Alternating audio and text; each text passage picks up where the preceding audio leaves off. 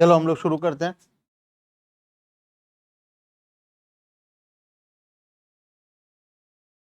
हम लोग पढ़ रहे थे चैप्टर नंबर 2, है ना। इनफैक्ट चैप्टर नंबर 2 का हम लोग लास्ट क्लास में रिवीजन कर रहे थे, है ना। हम लोग चैप्टर 2 को दो पार्ट में डिवाइड किए थे, cardinal utility and ordinal utility, जिसमें से हम कार्डिनल यूटिलिटी का रिवीजन भी कंप्लीट किए थे लास्ट क्लास में, है ना। और ऑर्डिनल यूटिलिटी शुरू किए थे, इनडिफरेंस कर्व के बारे में पढ़ना हम लोग शुरू किए थे, ठीक है। वहीं चलते हम लोग इनडिफरेंस कर्व के पास।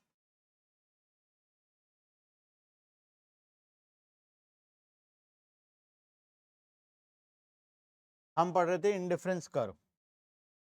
हाँ, इनडिफरेंस कर्व में हम लोग करते क्या है, 5 ठो, जैसे ये वाले एग्जांपल में 5 बास्केट्स बनाए हैं। पांचों बास्केट एक दूसरे के साथ इक्वल है इन टर्म्स ऑफ सेटिस्फैक्शन, ठीक है। 5 बास्केट इस हिसाब से हम लोग डिजाइन किए हैं कि पांचों बास्केट एक दूसरे के साथ इक्वल है इन टर्म्स ऑफ सेटिस्फैक्शन, ठीक है। एक में एप्पल ज्यादा है तो बनाना कम है, तो दूसरे में एप्पल कम है तो बनाना ज्यादा है। ओवरऑल सेटिस्फैक्शन का लेवल सब में सेम रहेगा, ठीक है। उसके बाद हम ये सभी को जब प्लॉट कर लेंगे तो हमें एक डायग्राम मिलेगा, एक मैप मिलेगा, एक ग्राफ मिलेगा या कर्व मिलेगा, जिसको हम बोलेंगे इनडिफरेंस कर्व, ठीक है। अब हम इससे रिलेटेड इनडिफरेंस मैप के बारे में भी पढ़े थे। इनडिफरेंस मैप क्या होता है? एक डायग्राम में जब एक से ज्यादा इनडिफरेंस कर्व होते हैं उसको हम इनडिफरेंस मैप बोलते हैं, ठीक है। जैसे यहाँ पर 3 ठो इनडिफरेंस कर्व है, एक से ज्यादा इनडिफरेंस कर्व अगर हम एक साथ ड्रॉ करेंगे तो उस डायग्राम को हम इनडिफरेंस मैप बोलेंगे, ठीक है। यहाँ पर इनडिफरेंस मैप है। हम कुछ अजम्पशंस और प्रॉपर्टीज पढ़ने वाले थे। हम शायद अजम्पशंस पढ़ लिए थे, है ना। Two commodity, non satiety, ordinal utility, rational consumer, सारे पॉइंट्स हम लोग diminishing marginal rate of substitution पढ़ लिए थे। हमें आज रिवाइज करना है प्रॉपर्टीज से, properties of indifference curve, properties of indifference curve. इसमें से सबसे पहला प्रॉपर्टी क्या है, देखो सबसे इंपॉर्टेंट है, एग्जाम में बहुत बार डायरेक्ट क्वेश्चन आता है, what are the properties of indifference curve. पहला property, indifference curve are always convex to the origin. Indifference curve हमेशा कॉन्वेक्स होता है ऑरिजिन से। क्यों कॉन्वेक्स होता है? व्हाई?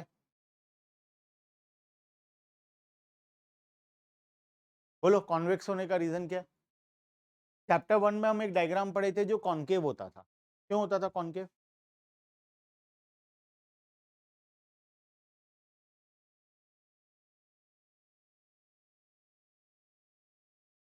मार्जिनल कहाँ कब हुआ? मार्जिनल यूटिलिटी तो कभी इंक्रीज ही नहीं हुआ। मार्जिनल यूटिलिटी तो हमें तो फॉल ही किया है, इंक्रीज। एमओसी, एमओसी, एमओसी क्या होता था? इंक्रीज होता था। हम 3 सिचुएशन पढ़े थे।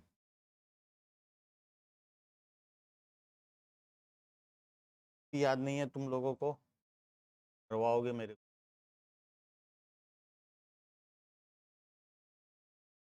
यहाँ पर देखो, यहाँ पर तो नहीं बनाया है।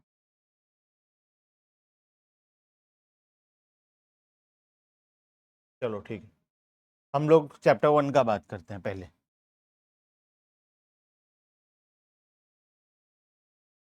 चैप्टर 1 में क्या होता था वहां पर? एमओसी होता था, मार्जिनल अपॉर्चुनिटी कॉस्ट। हम लोग पढ़े थे एमओसी। हम जब प्रोडक्शन पॉसिबिलिटी कर्व बनाते थे तो प्रोडक्शन पॉसिबिलिटी कर्व कौन से शेप का होता था? हम लोग यहाँ पर खड़े होंगे, यहाँ से देखने पर कैसे दिखाई दे रहा है? कॉनकेव दिखाई दे रहा है ना। कॉनकेव क्यों होता था? बिकॉज एमओसी इंक्रीज करता था, ठीक है।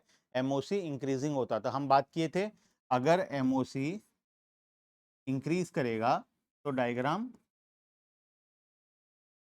अगर एमओसी डिक्रीज करेगा कॉन्वेक्स होगा, और अगर एमओसी कांस्टेंट रहेगा तो स्ट्रेट लाइन। लिखे भी थे हम लोग एमओसी के साथ में चैप्टर 1 में, है ना। तो चैप्टर 1 में तो एमओसी इंक्रीज करता था, यहां पर एमओसी क्या होता है, फॉल करता है। यहां पर एमओसी का दूसरा नाम है एमआरटी या एमआरएस भी बोल सकते हो। यहां पर देखो, ये रहा marginal rate of substitution, MRS. Formula वही है, unit sacrifice divided by unit gain. जो एमओसी का फॉर्मूला होता था वही एमआरएस का फॉर्मूला है, ठीक है। जो एमओसी होता था वही एमआरएस है, वही एमआरटी है। तीन कॉन्सेप्ट है, एमओसी, एमआरएस, एमआरटी। तीनों का फॉर्मूला सेम है, तीनों का कॉन्सेप्ट सेम ही, बस टॉपिक वाइज नाम अलग अलग है। ये चैप्टर 1 में था, ये चैप्टर 2 में है, और ये भी चैप्टर नंबर 2 में। ये आता है तुम्हारा इंडिफरेंस कर्व के साथ, ये आता है तुम्हारा बजट लाइन के साथ। एमआरटी चैप्टर 1 में भी है तो यहाँ पर भी था पढ़े, ठीक है। तो बेसिकली है सब कुछ सेम, कहीं पर कुछ भी लिखो कोई फर्क नहीं है, ठीक है सब कुछ सेम ही। अब हमेशा कौन, हमारा जो डायग्राम है वो हमेशा कौन सी शेप का होगा, always convex to the origin. Convex क्यों होता है, बिकॉज एमआरएस जो है वो क्या होता है हमारा, फॉल होता है, ठीक है। An indifference curve is convex to the origin because of diminishing marginal rate of substitution. Clear है, ठीक है। Next point number 2, second property, indifference curve slopes downward. Downward sloping कब होता है, कोई भी डायग्राम, डाउनवर्ड स्लोपिंग थोड़ी डायरेक्ट रिलेशन से होता है, डाउनवर्ड स्लोपिंग इनडायरेक्ट रिलेशन से, डायरेक्ट रिलेशन से तो अपवर्ड स्लोपिंग होता है। इन डाउनवर्ड स्लोपिंग या अपवर्ड स्लोपिंग, कोई भी ग्राफ डाउनवर्ड स्लोपिंग होगा या अपवर्ड स्लोपिंग होगा, ये कैसे पता चलेगा, अगर दोनों के बीच में इनवर्स रिलेशन है तो ये क्या होगा, डाउनवर्ड स्लोपिंग। और अगर दोनों के बीच में डायरेक्ट रिलेशन है तो अपवर्ड स्लोपिंग। एक बढ़ रहा है तो दूसरा भी बढ़ रहा है, एक कम हो रहा है तो दूसरा भी कम हो रहा है, इसका मतलब डायरेक्ट रिलेशन है। एक बढ़ रहा है तो दूसरा कम हो रहा है, एक कम हो रहा है तो दूसरा बढ़ रहा है, तो इसका मतलब क्या है, इनवर्स रिलेशन। बात समझ में आया। तो दोनों के बीच में, एप्पल एंड बनाना के बीच में कौन सा रिलेशन था, एप्पल अगर बढ़ता था तो बनाना कम होता था। जब जब हम एप्पल का क्वांटिटी को बढ़ाए, बनाना का क्वांटिटी को कम करना पड़ा, तो यहाँ पर इनवर्स रिलेशन था, इसीलिए ये downward. Clear. Next, higher indifference curve represent higher level of satisfaction. जितना ज्यादा हायर इंडिफरेंस कर्व में जाओगे, सेटिस्फैक्शन लेवल उतना ज्यादा होगा। ये तो हम पढ़े थे। यहाँ पर हम IC1 से कहाँ जाना चाहते हैं, IC2, IC2 से कहाँ जाना चाहते हैं, IC3। पॉइंट सी और पॉइंट डी में कौन सा चूज करेंगे, सी और डी में करेंगे, क्यों, बिकॉज वो एक हायर इंडिफरेंस कर्व में है, ठीक है। तो जितना ज्यादा हायर इंडिफरेंस कर्व में जाते जाओगे, तुम्हारा सेटिस्फेक्शन लेवल उतना इंक्रीज होता जाएगा, ठीक है। ये है property number 3। Property number 4, indifference curve can never intersect each. दो इंडिफरेंस कर्व कभी भी एक दूसरे से इंटरसेक्ट नहीं करेंगे। जैसे यहाँ पर एग्जांपल में, as per IC1 A equals to B, as per IC2 B equals to B बोल, C इक्वल्स टू A या A इक्वल्स टू, ठीक है। IC1 के हिसाब से अगर देखोगे तो दोनों पॉइंट IC1 में है A और B, तो दोनों इक्वल है। IC2 के हिसाब से देखोगे तो A और C इक्वल है, इसका मतलब B और C इक्वल होना चाहिए एक दूसरे के साथ, लेकिन वो है नहीं। क्लियरली दिखाई दे रहा है कि C ज़्यादा बड़ा है B के मुकाबले, ठीक है। तो इसीलिए दो इंडिफरेंस कर्व एक दूसरे को कभी भी इंटरसेक्ट। क्लियर है बात। Next point number 4, point number 5, an indifference curve can never touch x axis and y axis. जैसे हम पहले भी बात की, क्या ऐसा कभी हो सकता है कि ये इंडिफरेंस जो IC1 है, या आगे बढ़ते बढ़ते बढ़ते बढ़ते बढ़ते बढ़ते क्रॉस होकर नीचे चला जाए, या ये बढ़ते बढ़ते ऐसा क्रॉस होकर चला जाए, क्या ऐसा हो सकता है? क्यों नहीं हो सकता? IC1 को अगर हम और ड्रॉ करेंगे आगे आगे तो क्या वो एक्स एक्सिस को क्रॉस करके नीचे जाएगा कभी? क्यों नहीं जाएगा? बिकॉज जब ये एक्स एक्सिस को टच किया इसका मतलब यहां पर जो क्वांटिटी कॉमोडिटी था वो जीरो हो गया, और एक अगर जीरो हो गया तो एक ही बचा, और हमारा पहला एजम्पशन था टू कॉमोडिटी मतलब दो कॉमोडिटी को हम लोग कंज्यूम मिनिमम, हमारा एजम्पशन वो वायलेट हो जाएगा, तो ये कॉन्सेप्ट काम नहीं करता। क्लियर है बात? तो कोई भी इंडिफरेंस कर्व ना कभी एक्स एक्सिस को टच करेगा ना कभी वाई एक्सिस को टच करेगा। क्लियर है? आगे चलते हैं। आज शुरू करेंगे बजट लाइन। अभी तक हम बजट लाइन नहीं पढ़े थे, अभी तक हम बजट लाइन पढ़े ही नहीं थे। ठीक है, आज हम लोग पढ़ेंगे बजट लाइन के। नया कॉन्सेप्ट है।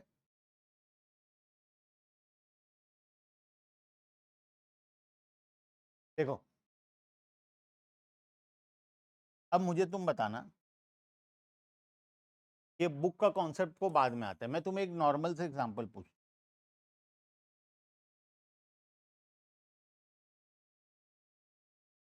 This is IC1, IC,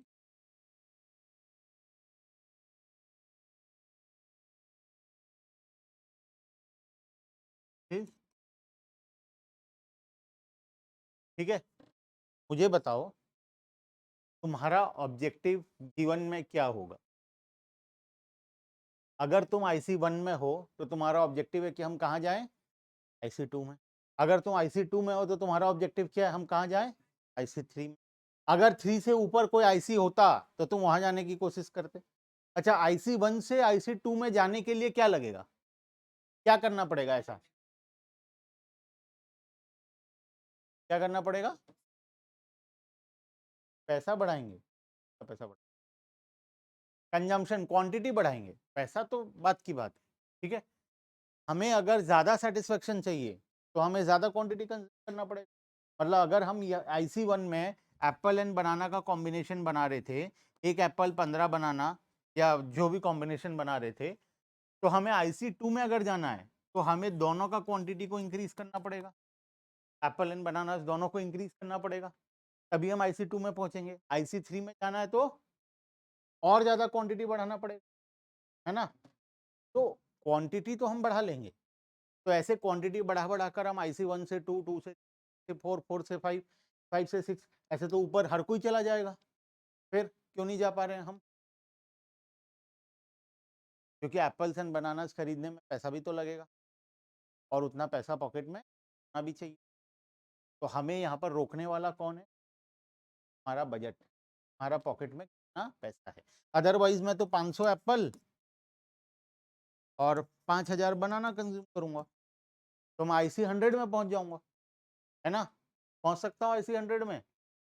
IC100 में पहुंचना होगा तो करना क्या पड़ेगा? बहुत पैसा लगेगा, पैसा बढ़ाना पड़ेगा। अगर मेरे पास ज्यादा पैसा होगा तो मैं ज्यादा क्वांटिटी कंज्यूम करके हायर इंडिफरेंस कर्व में पहुंचूंगा। हर कोई चाहता है IC1 से IC2, IC2 से IC3 में जाना, लेकिन उसको रोकता कौन है? उसका बजट, हमारे पॉकेट में कितना पैसा है। बात समझ में आ, क्लियर है लॉजिक? ठीक है। अब मैं तुम्हें एक एग्जांपल देता हूँ। मान लो हम chocolates and biscuit consume, chocolate का प्राइस 10 रुपए है, बिस्किट का प्राइस 5 रुपए, ठीक है। तुम्हारे पॉकेट में 50 रुपए है, तो बताओ कितना चॉकलेट और कितना बिस्किट तुम खरीद सकते हो? अगर मैं कॉम्बिनेशन बनाना शुरू करूं तो पहला, अच्छा थोड़ा प्राइस बढ़ा देते हैं क्योंकि फिर बहुत सारा कॉम्बिनेशन बन जाए, नहीं बनेगा बहुत सारा, चलो ठीक है। चॉकलेट बिस्किट बताओ, क्वांटिटी बताते जाओ। सबसे पहले एक चॉकलेट अगर हम खरीदते हैं, मिनिमम एक तो खरीदना ही पड़ेगा दो कॉमोडिटी के लिए, तो बाकी पैसे से बिस्किट खरीदते हैं तो कितना बिस्किट खरीद पाएंगे? 40 रुपए बचा, 40 रुपए में 5 वाला बिस्किट मतलब 8 बिस्किट खरीद पाएंगे। कॉम्बिनेशन भी, अगर दो चॉकलेट खरीदते हैं तो बताओ बिस्किट कितना खरीदेंगे? है ना, दो चॉकलेट का 20 रुपए लगा, 30 रुपए बचा, 30 रुपए में 5 रुपए वाला 6 आएगा। सी 3 खरीदते हैं तो 4, डी अगर 4 चॉकलेट खरीदते हैं तो बचेगा कितना, 10 रुपए बचेगा तो 2 खरीदेंगे। ई अगर 5 खरीदता हूं तो ये क्या होगा, तो क्या मैं ये खरीद सकता हूं, क्यों नहीं खरीद सकता, बिकॉज एक कॉमोडिटी जीरो हो जाएगा जो कि मुझे करना नहीं। ठीक है, तो मेरा मैक्सिमम पॉसिबल कॉम्बिनेशंस क्या क्या है, दिस इज मैक्सिमम पॉसिबल, मैं इससे ऊपर नहीं जा सकता, ये मेरा हाईएस्ट पॉइंट है, मेरे पॉकेट में जितना पैसा है उसके अकॉर्डिंग ये मेरा हाईएस्ट पॉइंट है। बात समझ में आया, तो इसका मैं एक डायग्राम बना देता हूं।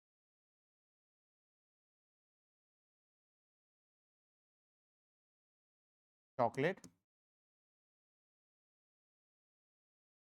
अच्छा चॉकलेट में लिख देता हूं मैं 1 2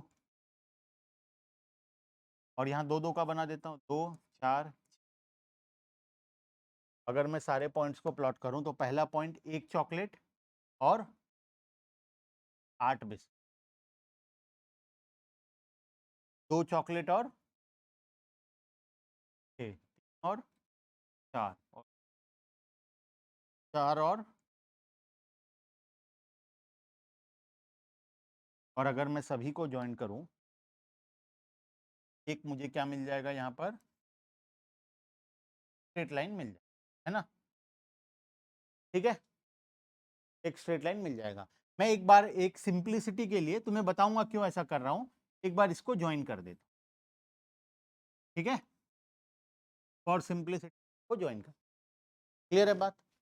ये लाइन क्या शो कर रहा है, ये लाइन क्या शो कर रहा है, मेरे पॉकेट में जितना पैसा है उसके अकॉर्डिंग मैं मैक्सिमम कितना क्वांटिटी खरीद सकता चॉकलेट का, ठीक है, क्या मैं इसके ऊपर जा सकता हूं, क्वांटिटी कैसे बढ़ेगा, आइदर मुझे पॉकेट में पैसा बढ़ाना पड़ेगा या तो कॉमोडिटी का प्राइस कम करना पड़ेगा, दोनों में नहीं कर पा रहा हूं, तो मैं इसके ऊपर अभी तो नहीं जा सकता, अभी मेरा मैक्सिमम पॉसिबल क्या है यहाँ।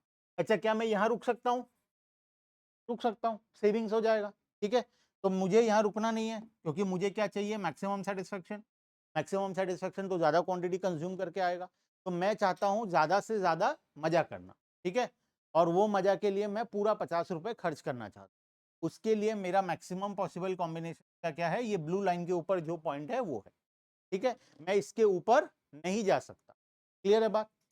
ये तो हो गया मैं कितना सामान अफोर्ड कर सकता हूँ, खरीद सकता हूँ। अच्छा अब मैं जब चॉकलेट बिस्किट को कंज्यूम करूंगा तो मुझे सेटिस्फेक्शन मिलेगा, उस सेटिस्फेक्शन का हम एक काम करते हैं, इंडिफरेंस कर्व बनाते हैं, मैं इसी में 2-3 ठो इंडिफरेंस कर्व बनाता हूँ, ठीक है, ध्यान से देखना, बहुत ज्यादा टेक्निकल कॉन्सेप्ट, ठीक है, थोड़ा भी माइंड इधर उधर है कुछ समझ में नहीं है, इस चैप्टर का सबसे जो टेक्निकल पार्ट है वो ये है, तो इसीलिए पूरा ध्यान से सुनना है अभी, ठीक है। देखो मैं बजट लाइन बना लिया, बजट लाइन समझ में आ गया, this is my budget line, कोई डाउट बजट लाइन में अभी तक, बजट लाइन कोई भी बना सकता है, मेरे पॉकेट में अगर 50 रुपए है तो उस 50 रुपए से मैं ये सारे कॉमोडिटीज खरीद सकता हूँ, क्लियर है बात, मैं इंडिफरेंस कर्व बना रहा हूँ, IC1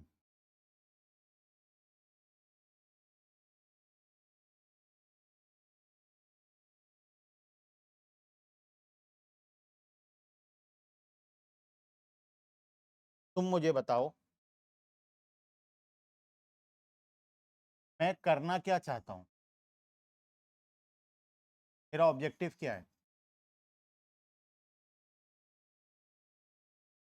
मेरा ऑब्जेक्टिव है ज्यादा से ज्यादा मजा करना, है ना, तो ज्यादा से ज्यादा मजा कहाँ पर आएगा मुझे, 2 3 4 4 में भी आएगा, आएंगे, बजट को एक बार भूल जाओ, एक बार बजट को भूल जाओ, ठीक है, फिर बजट को उसके अंदर लाएंगे, सबसे ज्यादा मजा मुझे कहां पर आएगा, हर कोई चाहता है मैं IC4 में चला जाऊं, है ना, इस डायग्राम के अकॉर्डिंग सबका ऑब्जेक्टिव है कि हम कहां चले जाएं, IC4 में चले, मेरा औकात कहां है, कहां तक मैं जा सकता हूं, क्यों IC2 तक,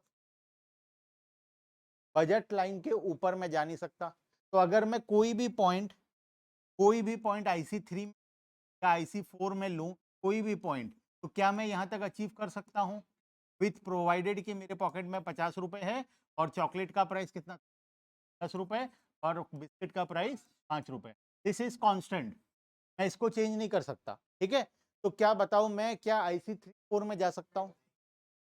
ये मेरे रेंज के बाहर है, ये मेरे लेवल के बाहर है। ठीक है, मैक्सिमम। अच्छा, IC1 में जा सकता हूं? IC1 में जा सकता हूं। IC1 के कौन कौन से पॉइंट में जा सकता हूं? पॉइंट में जा सकता हूं, कहां से कहां तक? यहां से यहां तक के बीच में जो भी पॉइंट्स हैं कहीं पर भी जा सकता हूं मैं। ठीक है, तो क्या मैं IC1 में रुक जाऊं? क्यों नहीं रुकूंगा? बिकॉज IC2 मेरे पास बेटर ऑप्शन है। IC2 देखो यहाँ पर टच हो रहा है, तो बेटर ऑप्शन क्या है मेरे पास? IC2।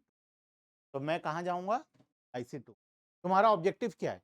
हायर इंडिफरेंस कर्व में जाना। तुम चाहते हो IC1 से 2 में चले जाएं, अगर 2 में पहुंच गए तो चाहते हो 3 में चले जाएं, 3 में पहुंच गए तो चाहते हो 4 में चले जाएं। लेकिन 3 और 4 तो जा ही नहीं सकते, 3 और 4 तो है ही नहीं, जा ही नहीं सकते। बचा 1 और 2। 1 और 2 में बेटर कौन है? 2। क्या 2 हमारे बजट में है? बजट में है। 2 कहां पर बजट में है? जहां पर ये इसके साथ टच हो रहा है। बाकी कोई भी पॉइंट देखो बजट में नहीं, ये सब पॉइंट हमारे बजट में नहीं। कौन सा पॉइंट बजट में है? सिर्फ एक ही पॉइंट बजट। बात समझ में आए? ठीक है, तो हम कहां पर जाएंगे? IC2 में जाएंगे। और कौन से पॉइंट में रहेंगे?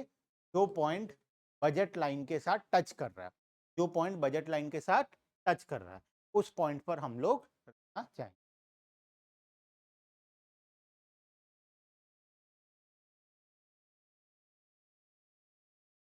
सेम सेटिस्फेक्शन सेम है, ऐसा थोड़ी सेम।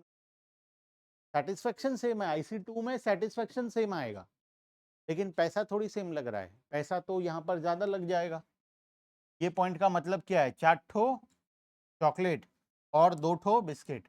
क्या मैं 4 चॉकलेट एंड दो बिस्किट नहीं, 4 चॉकलेट और 4 बिस्किट, हाँ 4 चॉकलेट एंड 4 बिस्किट, क्या मैं अफोर्ड कर सकता हूँ? और 60 रुपए लगेगा उसके लिए, तो मैं अफोर्ड ही नहीं कर सकता। समझे? IC2 में कोई भी पॉइंट में रहो सेटिस्फेक्शन सेम है, लेकिन हर पॉइंट में पैसा तो अलग है। जैसे यहाँ पर देखो, apples and banana, Apple and banana satisfaction तो सेम दे रहा है हर पॉइंट में, चाहे तुम P में रहो, Q में रहो, R में रहो, S में रहो, T में रहो, लेकिन पैसा तो अलग अलग लगेगा। मान लो एप्पल का प्राइस 5 रुपए है, एप्पल का प्राइस 10 रुपए है और बनाना का प्राइस 5 रुपए, तो कॉम्बिनेशन P का प्राइस कितना होगा? 10 रुपीज प्लस 15 इंटू 5, 85 रुपीज लगेगा। कॉम्बिनेशन Q का प्राइस कितना होगा? 20 रुपए एप्पल का प्लस 50 रुपए बनाना का, टोटल 70 रुपए। हर कॉम्बिनेशन का प्राइस तो अलग अलग है ना, सभी कॉम्बिनेशन का प्राइस अलग अलग है, सेटिस्फेक्शन सेम आ रहा है। ठीक है, क्योंकि बनाना का यूटिलिटी ज्यादा हो सकता है, एप्पल का यूटिलिटी कम हो सकता है, तो हम इस हिसाब से डिजाइन किए हैं कि सबका यूटिलिटी सेम आए, ना कि सबका प्राइस या बजट। बात समझ में आए? ठीक है, इसीलिए तो बोल रहा था ये वाला टॉपिक थोड़ा टेक्निकल है कि नहीं। ध्यान से देखो, IC1 IC2, ठीक है। अब मुझे बताओ IC1 और IC2 में बेटर कौन सा है? IC2 बेटर है, ठीक है। अच्छा, मैं एक और IC बनाता हूँ, चलो ये 3-4 को मिटा देता हूँ। 3-4 तो समझ में आ गया है कि हमारे किसी काम का नहीं, हम यहाँ तक पहुँच नहीं सकते। एक मैं और IC बना,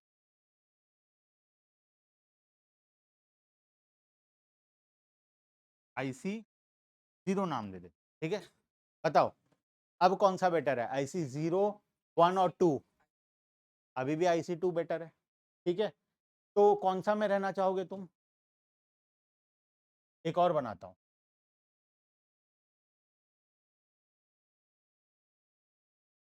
IC3। बताओ कहाँ रहना चाहोगे? IC2। तो इसके नीचे, IC2 के नीचे there are infinite number of indifference curve जो तुम ड्रॉ कर सकते हो।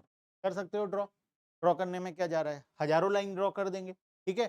तो चाहे तुम कितना भी इंडिफरेंस कर्व ड्रॉ कर लो, वो सारे इंडिफरेंस कर्व IC2 के मुकाबले वो अच्छे नहीं होंगे। सबसे बेस्ट कौन होगा? IC2। IC2 सबसे बेस्ट क्यों है?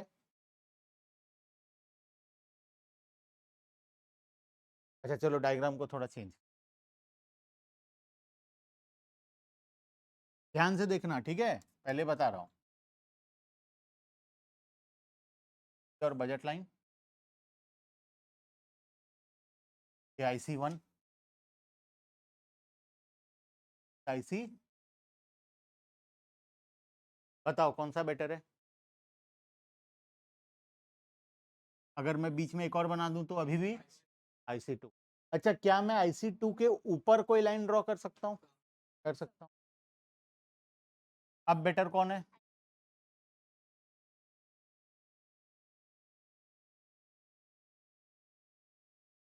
मैं कब तक ड्रॉ कर सकता हूं? अब IC4 बेटर है। तो लास्ट, सबसे लास्ट वाला इंडिफरेंस कर्व कौन सा होगा?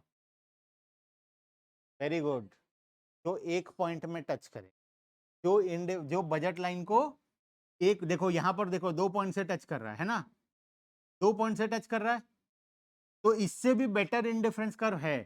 मैं ड्रॉ नहीं किया हूं, मैं अभी ड्रॉ करूंगा। IC5, IC5 अभी सबसे बेस्ट कौन सा है? IC5। क्या IC5 से कोई अच्छा इंडिफरेंस कर्व हो सकता है? क्योंकि अब मैं जो भी ड्रॉ करूंगा वो इसके ऊपर चला जाएगा। तो सबसे बेस्ट इंडिफरेंस कर्व कौन सा होता है? जो बजट लाइन को एक पॉइंट से टच करके क्रॉस। आज समझ में आया? मुझे बस यही समझाना, क्यों इंडिफरेंस कर्व बजट लाइन को एक ही पॉइंट से टच करेगा। जब तक 2 पॉइंट से टच कर रहा है, देखो जब तक 2 पॉइंट से टच कर रहा है तब तक उसका अच्छा ऑल्टरनेटिव अवेलेबल है, इससे ऊपर अवेलेबल है कोई ना कोई ऑल्टरनेटिव।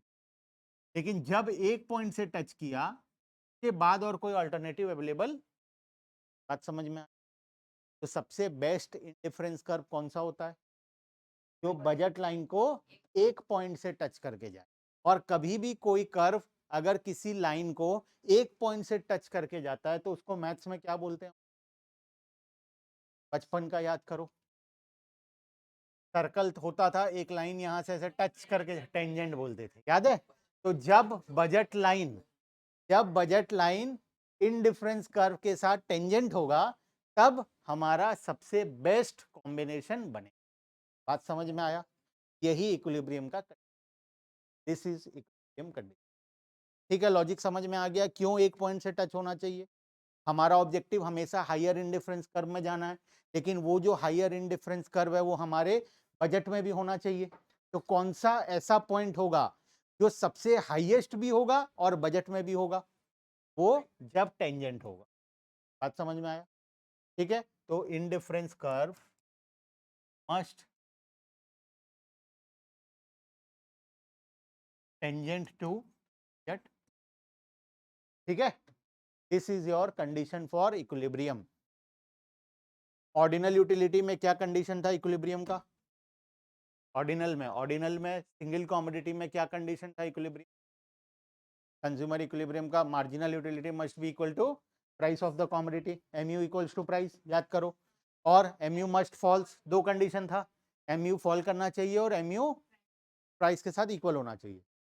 ऑर्डिनल यूटिलिटी में इक्विलिब्रियम कंडीशन क्या है? Indifference curve must be tangent to budget line. ठीक है, indifference curve must be tangent to budget. Clear है बात? ओके।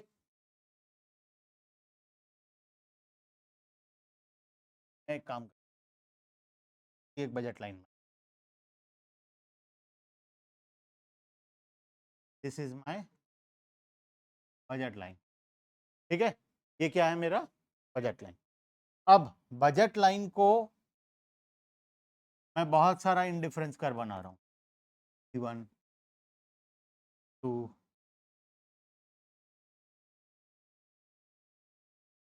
IC3। क्या इससे अच्छा ऑप्शन अवेलेबल है? कौन सा ऑप्शन है? IC4 बनाएंगे हम। क्या इससे भी अच्छा ऑप्शन अवेलेबल है? यस, अभी भी ये देखो, ये 2 पॉइंट से क्रॉस हो रहा है।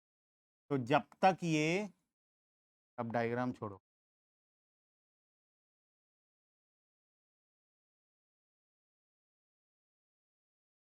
अच्छे से पेन कॉपी में बना लेना, इसको टेंजेंट कर देना, ठीक है। जब तक ये टेंजेंट नहीं होगा तब तक और बेटर ऑप्शंस अवेलेबल होंगे। टेंजेंट के बाद अगर हम ड्रॉ करें तो क्या होगा, उसके ऊपर चला जाएगा और वो हमारे लिए ऑप्शन नहीं। क्लियर है बात, समझ में आ गया है लॉजिक? आ जाओ बुक में आ जाओ।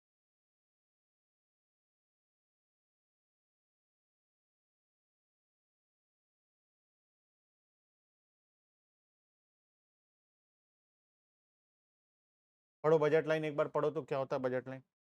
मैं तुम्हें पूरा कंप्लीट कॉन्सेप्ट पढ़ा दिया हूँ लास्ट तक, ठीक है। इसमें बस बीच का छोटा मोटा चीज बाकी है, जैसे बजट लाइन को कब हम लोग ऊपर की तरफ ले जा सकते हैं, कब नीचे की तरफ ले जा सकते हैं, वो सब बाकी है, वो मैं बताते जाऊंगा अभी साथ साथ में। देखो बजट लाइन का डेफिनेशन पढ़ो। Budget line is a graphical presentation of all possible combination of two goods which can be purchased with given income and prices। तो तुम खरीद सकते हो प्रोवाइडेड तुम्हारा इनकम पता है तुम्हें, जैसे कि हमारे एग्जांपल में 50 रुपए था और कॉमोडिटी का प्राइसेस पता है बिस्किट एंड चॉकलेट का 10 रुपए एंड 5 रुपए। Such that the cost of each of this combination is equal to money income of the consumer, ताकि जो भी कॉम्बिनेशन तुम बनाए हो उसका अगर हम ओवरऑल कॉस्ट निकालें तो वो तुम्हारे इनकम के साथ इक्वल, ठीक है। क्लियर है? अब बजट सेट पढ़ लो एक बार, बजट सेट भी क्या होता है, budget line versus budget set भी पढ़ देना। एग्जाम में आया था question, difference between budget line and budget set. तुम पढ़ के बताओ तो क्या डिफरेंस है, जो समझा पाएगा, देखते हैं कौन समझा पाएगा।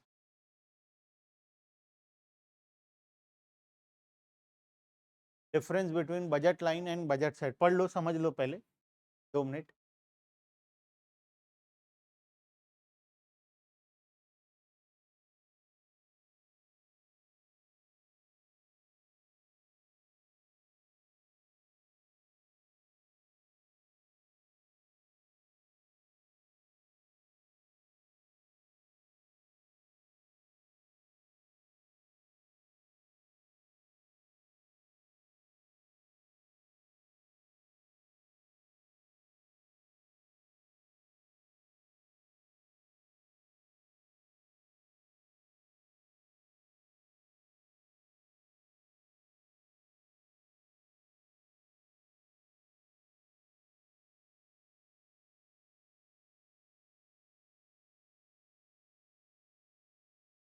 क्या है बताओ डिफरेंस।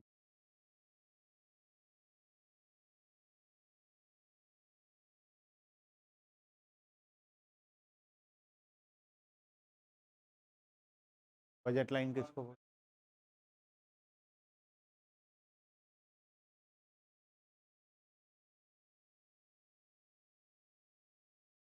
वेरी गुड, यही समझ आया सबको, ठीक है। देखो बजट सेट और बजट लाइन में क्या डिफरेंस। हम अभी बजट लाइन बना रहे थे, ये हमारा बजट लाइन हुआ करता था, हम इसके ऊपर बहुत सारे पॉइंट्स बनाए, तो budget line equals to of combination A B C D, A to D, budget line का मतलब है। और बजट सेट का मतलब है ए टू डी तो है ही, साथ में ई एफ ई एच, मतलब ई टू एच भी। बात समझ में आया? तो बजट सेट के अंदर दोनों आता है, वो कॉम्बिनेशन जो लाइन के ऊपर है और वो कॉम्बिनेशन जो लाइन के अंदर है, ठीक है। और बजट लाइन में सिर्फ वही कॉम्बिनेशंस आते हैं जो बजट लाइन के, ठीक है। अच्छा बाहर वाला कहाँ आता है, अगर कोई कॉम्बिनेशन बजट लाइन के ऊपर है तो वो आएगा या नहीं आएगा, वो किसी में नहीं आएगा, ना बजट लाइन में आएगा ना बजट सेट में आएगा, ठीक है। तो बजट सेट में वो पॉइंट्स जो बजट लाइन के ऊपर है प्लस उसके अंदर है, दोनों आते हैं। और बजट लाइन के अंदर में सिर्फ वही पॉइंट्स आते हैं जो बजट लाइन के ऊपर, ठीक है। नेक्स्ट, यहाँ पर तुम्हें बजट लाइन का एग्जाम्पल दिया हुआ है, तुम्हें 2 कॉमोडिटी दिया, एप्पल बनाना, उसका कॉम्बिनेशन सबका 20-20 रुपए का बनाकर एक डायग्राम बनाकर दिखाया है, जो हम चॉकलेट एंड बिस्किट का ऑलरेडी कर चुके हैं, ठीक है। आगे चलते हैं।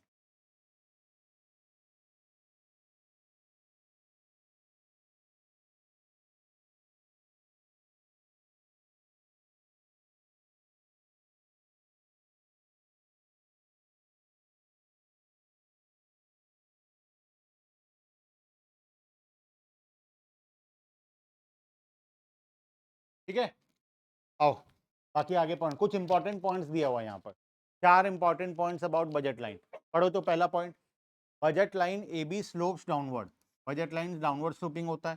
क्यों डाउनवर्ड स्लोपिंग होता है? डाउनवर्ड स्लोपिंग क्यों होता है? अपवर्ड क्यों नहीं होता बजट लाइन? इनडायरेक्ट, अगर चॉकलेट का क्वांटिटी बढ़ाओगे तो बिस्किट का कम करना पड़ेगा ना, तब तुम्हारे पॉकेट में 50 रुपए है, चॉकलेट ज्यादा खरीदोगे तो बिस्किट कम खरीद पाओगे, तो there is a inverse relation, इसलिए डाउनवर्ड स्लोपिंग होता है। As more of one goods can be brought by decreasing some unit of the other goods. Point number 2, bundle which cost exactly equal to consumer money income lie on the budget line. Budget line के ऊपर वो सारे points होते हैं जो हमारा money income के साथ इक्वल होता है, ठीक है।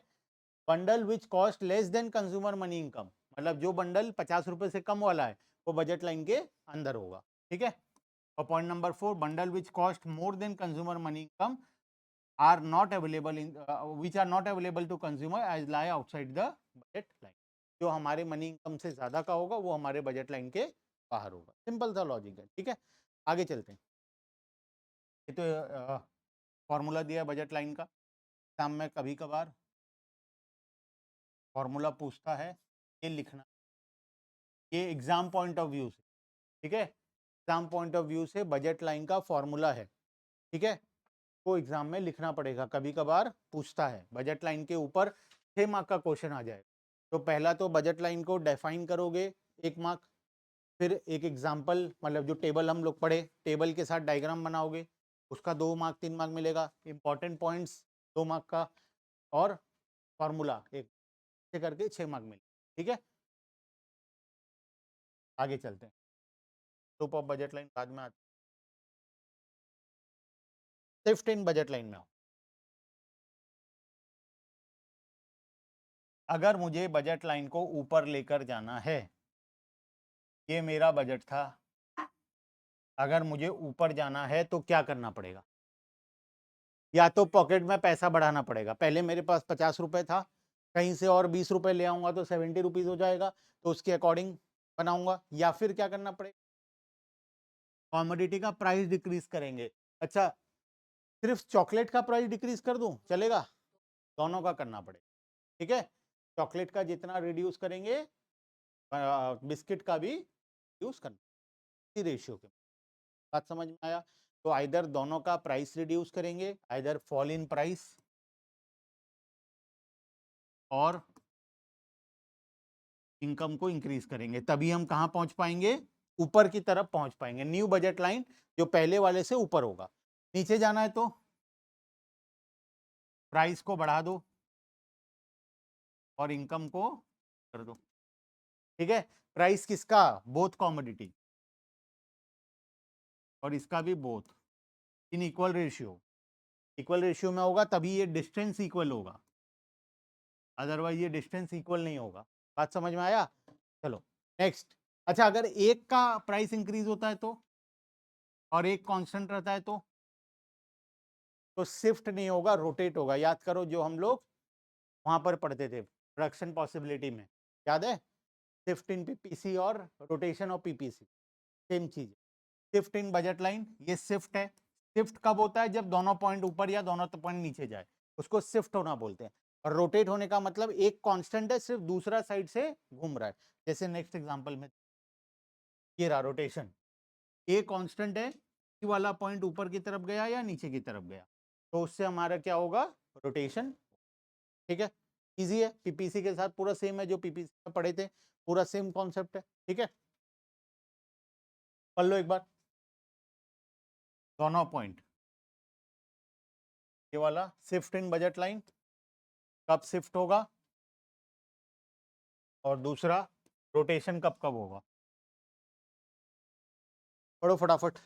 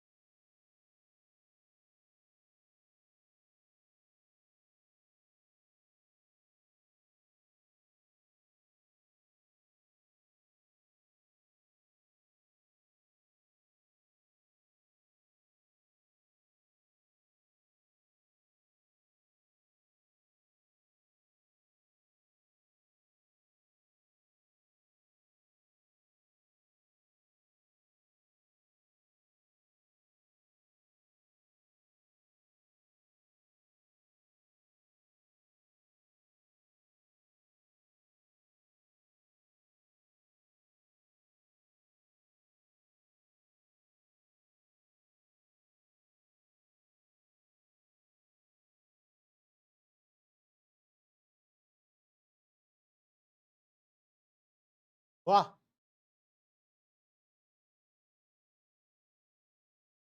क्लियर है लॉजिक? ठीक है, नेक्स्ट, ये उसका दूसरा वाला है, बी कांस्टेंट है, ये इधर साइड से चेंज हो रहा है, ठीक है। Consumer equilibrium by indifference curve analysis. अब बात करते हैं इक्विलिब्रियम के बारे में, जो हमारा चैप्टर था। कार्डिनल में इक्विलिब्रियम का दो कंडीशन था। पहला condition marginal utility equals to price, और दूसरा कंडीशन क्यों फॉल्स, ठीक है। यही कंडीशन था कार्डिनल में। ऑर्डिनल में मैं तुम्हें एक कंडीशन पढ़ाया, कौन सा? When indifference curve is tangent to budget line, या फिर when budget line is tangent to indifference, ठीक है, सेम ही चीज है। तो ऑर्डिनल में कंडीशन क्या बोलता है? When indifference curve is tangent to budget line, ठीक है। अब आते हैं यहाँ पर consumer equilibrium by indifference curve analysis. ये तो जो है ये हमारे समझने के लिए था कि इंडिफरेंस कर्व बजट लाइन के साथ टेंजेंट होगा, ठीक है। मैथ्स पढ़े हो, स्लोप स्लोप निकालना सीखे हो लाइन का, कर्व का स्लोप। स्ट्रेट लाइन चैप्टर पढ़े हो? स्ट्रेट लाइन चैप्टर नहीं पढ़े हो क्लास 8-9 में?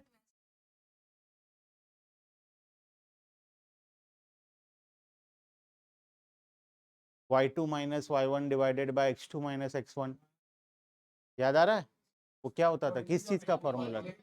किस चीज का फॉर्मूला था वो? स्लोप निकालने का ही तो फॉर्मूला था किसी भी लाइन का। क्या डिस्टेंस फॉर्मूला था? पढ़ाई सेम है, उसी को बोलते हैं स्लोप, ठीक है। देखो, अच्छा चलो ठीक है, कोई बात नहीं। मुझे ये बताओ, जब भी दो लाइन एक दूसरे से इंटरसेक्ट होता है, जब भी दो लाइन एक दूसरे से इंटरसेक्ट होता है, at the point of intersection दोनों का स्लोप क्या होता है? इक्वल होता है, तो जीरो नहीं होता। दोनों का slope at the point of intersection क्या होगा? इक्वल होगा। मैथ्स लियो अभी, मैथ्स तो तुम अप्लाइड मैथ्स लियो ना, पढ़ोगे? क्यों नॉर्मल मैथ्स बंद हो गया? हमारे टाइम तो दे, हाँ कोर मैथ्स नहीं दे रहे तुम लोग को?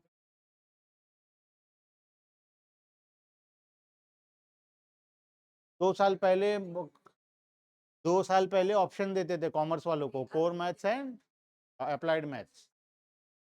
डायरेक्ट अप्लाइड दे रहे हैं ये इसको, साइंस वालों को भी कोर मैथ्स होगा उनका ना। साइंस वालों का कोर मैथ्स होगा और तुम लोगों का अप्लाइड मैथ्स होगा कॉमर्स में। पहले ऑप्शन देते थे कोर मैथ्स और अप्लाइड मैथ्स में मैथ्स ले, तो कुछ, हाँ कॉमर्स नहीं, कोर मैथ्स अलग है, अप्लाइड मैथ्स अलग है। हाँ अप्लाइड अगर लोगे तो दोनों का अप्लाइड सेम ही होगा, पूरा सेम है। अगर वो लोग भी अप्लाइड लिए तो भी अप्लाइड लियो तो सेम सिलेबस है, सब अप्लाइड पढ़ रहे हैं। कोर मैथ्स बंद हो गया? कोर होगा, साइंस वालों का कोर होगा। दोनों में से ऑप्शन रहता है जो तुम सिलेक्ट करोगे, खाली कोर है अभी। 2-3 साल पहले का बात है जब अप्लाइड मैथ्स आया था नया नया, 4 साल पहले, तब दोनों ऑप्शन देते थे, core maths and applied maths. Commerce वालों के पास भी दोनों ऑप्शन था, साइंस वालों के पास भी दोनों ऑप्शन था। दोनों में से कोई एक सिलेक्ट करना, अगर तुम मैथ्स ले रहे हो तो दोनों में से एक सिलेक्ट करोगे। अगर मैथ्स नहीं ले रहे हो तो फिर उसके बदले में जो एंटरप्रेन्योरशिप और ये क्या क्या सब्जेक्ट वो सब था। अगर मैथ्स लोगे तो फिर मैथ्स में 2 ऑप्शन था, कोर मैथ्स, अप्लाइड मैथ्स। तुम अपने अकॉर्डिंगली सिलेक्ट करोगे तुम्हें कोर लेना है या अप्लाइड लेना है। अब उसको चेंज कर दिया है, अब कॉमर्स वालों के लिए फिक्स कर दिया है कि अप्लाइड ही लेना है, और साइंस वालों के लिए शायद फिक्स कर दिया होगा कि उनको कोर ही लेना है, ऐसा किया होगा, पता नहीं, ठीक है, छोड़ो जो भी है। बचपन का मैथ्स का कॉन्सेप्ट बता रहा हूँ, ठीक है। जब भी कोई दो लाइन आपस में इंटरसेक्ट होता है, at the point of intersection दोनों का स्लोप क्या होता है, ठीक है। Slope, point of intersection, slope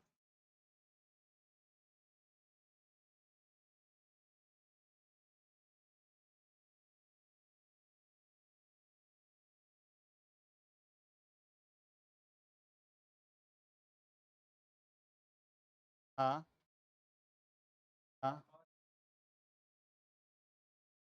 parallel का मतलब पैरेलल कैसे प्रूफ करते हो? दोनों का स्लोप को ही तो इक्वल प्रूफ करोगे तभी तो पैरेलल होगा, सेम ही चीज तो है। थोड़ा बुक निकालना तो 10th का बुक लेके आना नेक्स्ट क्लास में, ठीक है? चलो ठीक है, ठीक है, छोड़ो छोड़ो छोड़ो, आज के लिए टाइम हो गया है, 6 से ऊपर हो गया, ठीक है? ये एक आखिरी छोटा सा कॉन्सेप्ट बचा है, ये नेक्स्ट क्लास में पढ़ेंगे, ठीक है? चलो 6 बज गया।